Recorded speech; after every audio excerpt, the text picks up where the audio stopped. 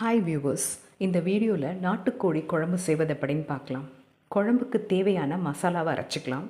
மிளகு, தனியா, சீரகம், சோம்பு, பட்டை, கிராம்பு, ஏலக்காய், காஞ்ச மிளகாய்,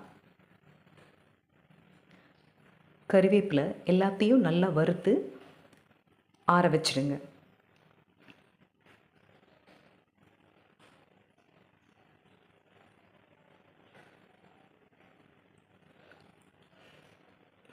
க்ளீன் பண்ண நாட்டுக்கோழியை குக்கரில் போட்டு கறி வேகிறதுக்கு தேவையான அளவு தண்ணியை விட்டு மஞ்சத்தூள் போட்டு இஞ்சி பூண்டு பேஸ்ட்டையும் ஆட் பண்ணிவிட்டு குக்கரை மூடி 3 விசில் போட்டுருங்க. அரை மூடி தேங்காய், வறுத்து வச்ச மசாலா பொருட்கள் எல்லாத்தையும் சேர்த்து நல்ல மையாக அரைச்சி வச்சுக்கோங்க. 3 விசில் வந்ததும் குக்கரை ஆஃப் பண்ணிவிடுங்க.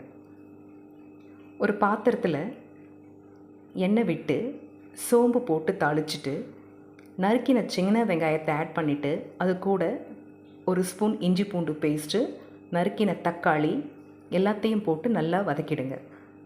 தக்காளி வெந்தவுடன் வேக வச்ச கோழிக்கறியை அதில் ஆட் பண்ணிவிட்டு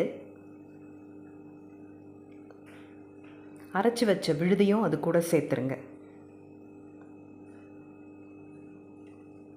கொஞ்சமாக மஞ்சப்பொடி, முந்திரியை நல்ல மையாக அரைச்சிட்டு அதையும் குழம்புல ஆட் பண்ணிவிட்டு நல்லா மிக்ஸ் பண்ணிவிடுங்க. தேவையான அளவு உப்பு போட்டுட்டு குழம்பு ஒரு 10 நிமிஷத்துக்கு நல்லா கொதிக்க விடுங்க. எண்ணெய் பிரிஞ்சதும் கொத்தமல்லி தழை போட்டு இறக்கிடுங்க. இந்த ரெசிபியை நீங்கள் ட்ரை பண்ணிவிட்டு எனக்கு கமெண்ட் பண்ணுங்கள். தேங்க்யூ.